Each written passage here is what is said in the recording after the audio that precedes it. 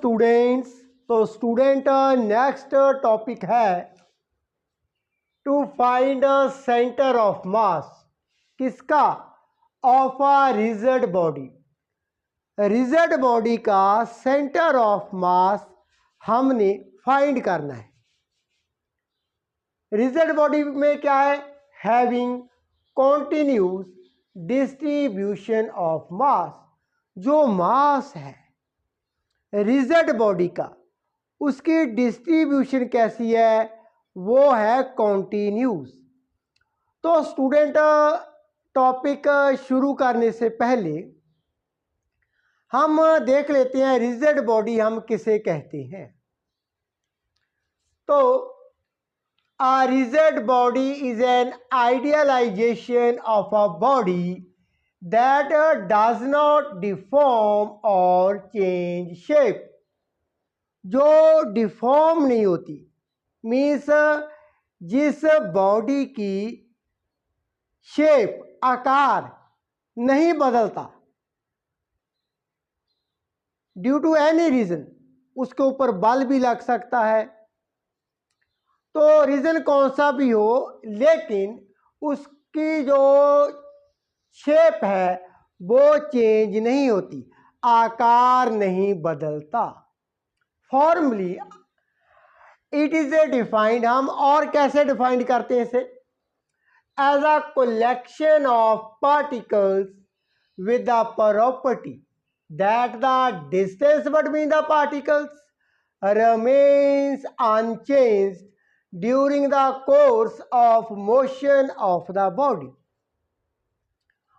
तो जो rigid body है, मान लेते हैं ये एक रिजिड बॉडी है, ये मोशन में है, गति में है। तो जब गति में है, मोशन में है, तो इसके जो पार्टिकल्स होंगे, मैंने some particle by red colour show किए हैं। तो इन पार्टिकल का गुण होगा, प्रॉपर्टी होगी। क्या गुण है? जो दूरी है सभी पार्टिकल्स के बीच में, क्या है? दूरी है सभी पार्टिकल के बीच में, वो क्या रहती है? रिमेन्स अनचेंज, वो बदलती नहीं है।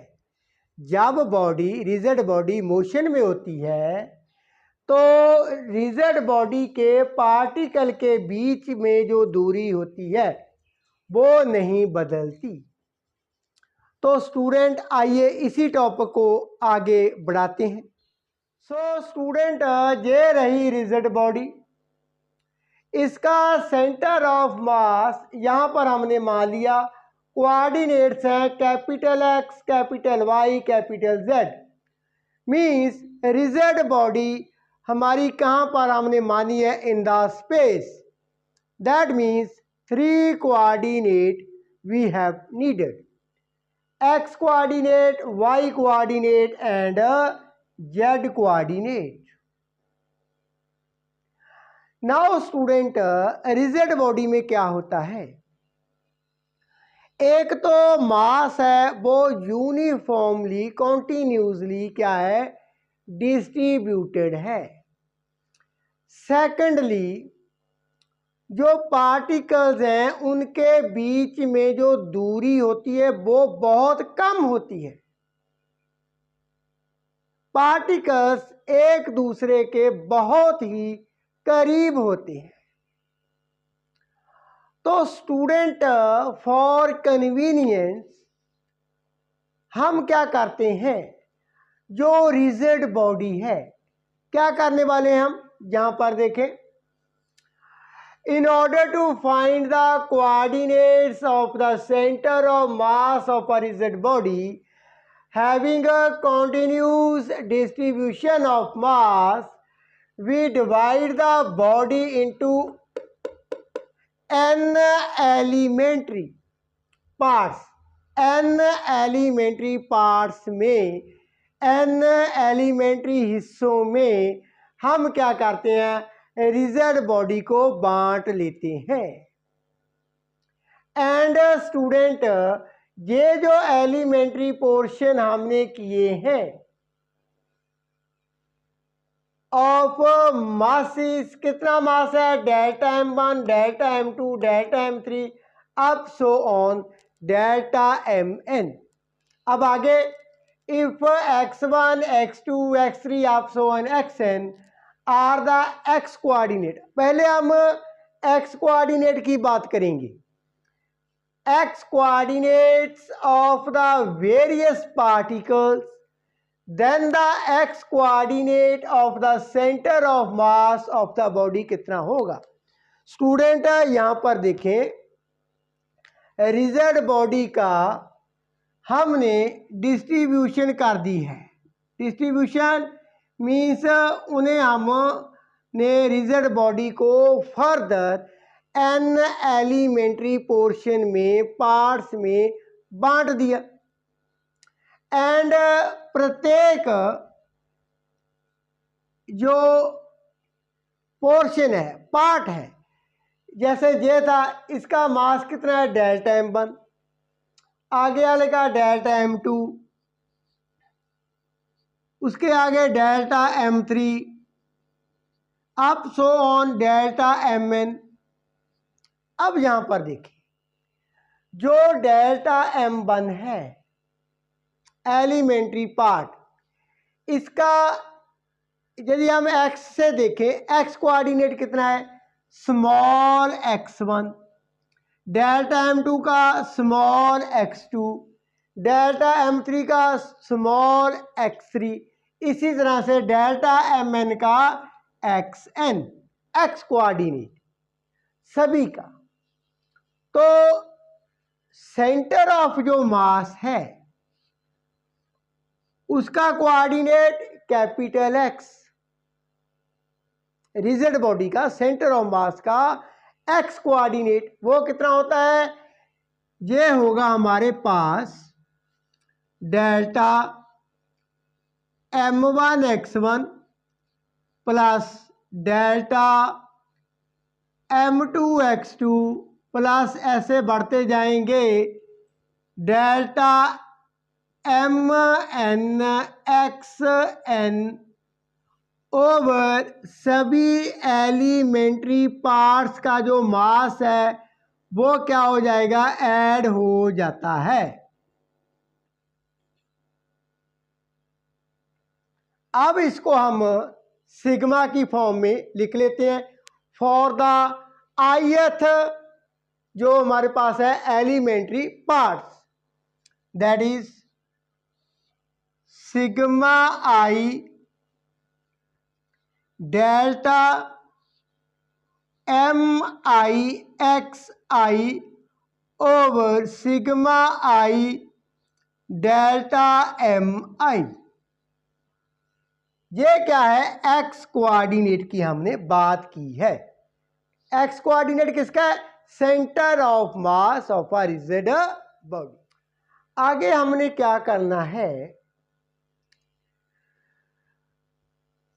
जो रिजिड बॉडी है, जब इसके एलिमेंट्री पोर्शन की जो गिनती है वो अप्रोच करती है टूवर्ड्स इन्फिनिटी, आनंद की तरफ, मीन्स एलिमेंट्री जो पार्ट्स हैं वो बढ़ते जाते हैं, तो ith पार्टिकल का मास है वो अप्रोचेस टू 0। फॉर एग्जाम्पल के तौर पर यहां पर मैं आपको एक्सप्लेन कर देता हूं। स्टूडेंट, ये हमारा ith क्या है, डेल्टा mi मास। एक ही हम बात करते हैं।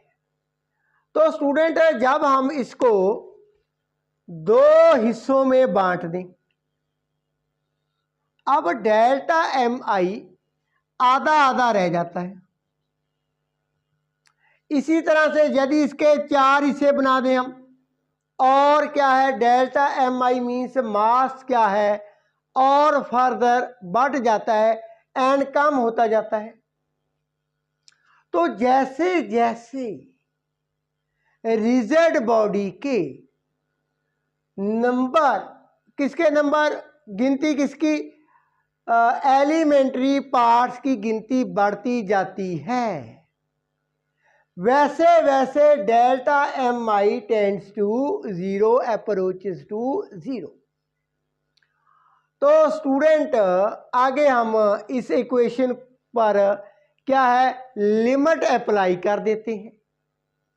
तो आइए आगे इस टॉपिक को डिस्कस कर लेते हैं। सो स्टूडेंट, जब हमने रिजिड बॉडी के जितने पार्ट, एलिमेंट्री पार्ट की गिनती बढ़ती जाएगी, उतना ही डेल्टा एम मीन्स जो मासेस है प्रत्येक हिस्से का, उसकी कंट्रीब्यूशन कम होती जाएगी।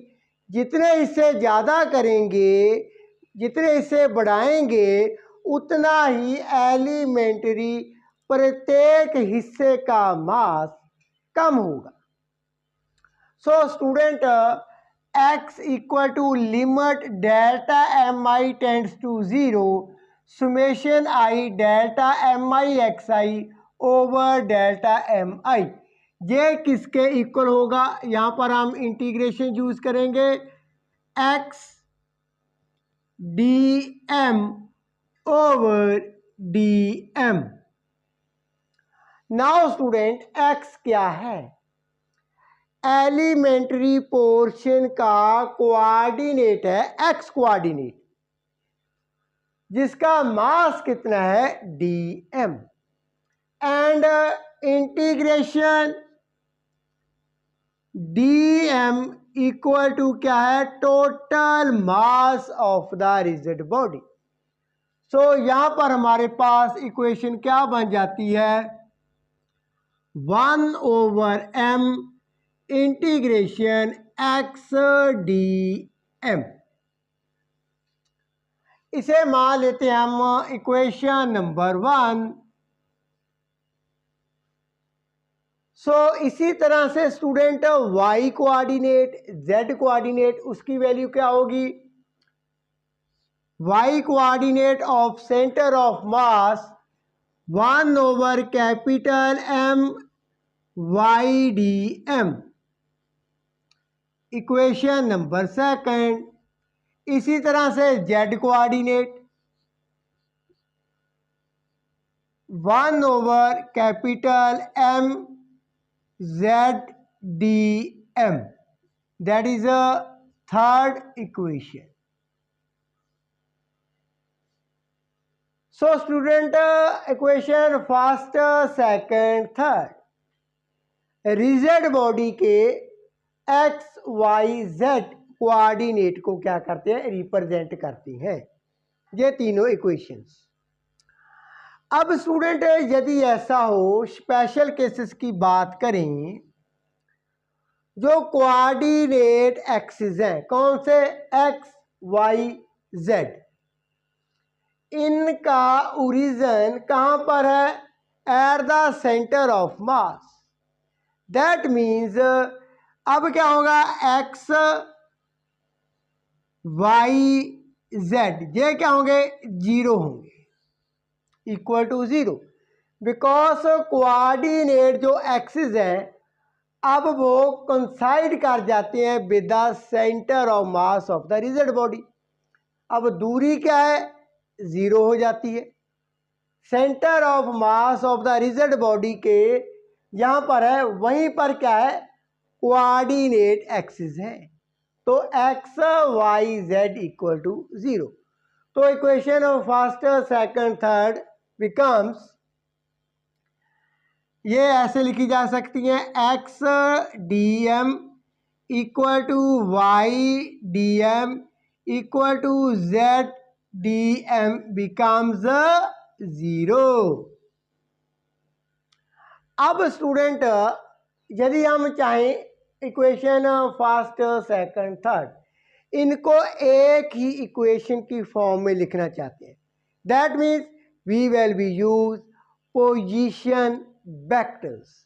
तो आइए पोजीशन वेक्टर की फॉर्म में centre of mass of a rigid body, इसको हम रिप्रेजेंट कर लेते हैं।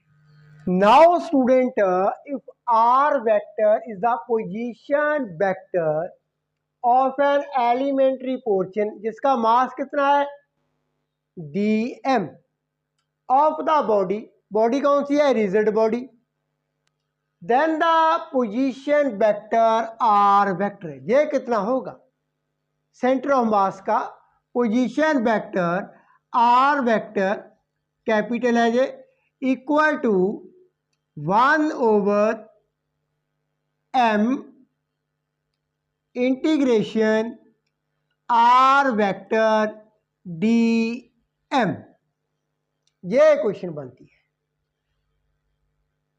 ये है सेंटर ऑफ मास का position vector with respect to the origin of the coordinate axis. Now student, अब again special cases, यदि coordinate axis lies at the center of the mass, that means r vector equal to 0.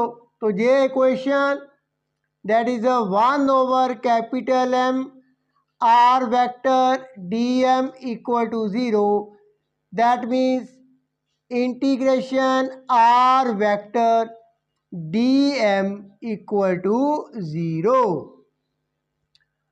तो student ये तो था topic about centre of mass of a rigid body having distribution of मास था, वो continuous था, and particle कितने थे n particles. यदि any question any doubt regarding this topic you can ask me in the comment section. Video अच्छी लगे share कर देना, चैनल को सब्सक्राइब कर लेना। Thank you so much for watching. मिलते हैं आने वाली एक और इंटरेस्टिंग वीडियो के साथ, हैविंग अ टॉपिक, वो होगा रिलेटेड टू रिजिड बॉडी के सेंटर ऑफ मास के रिलेटेड।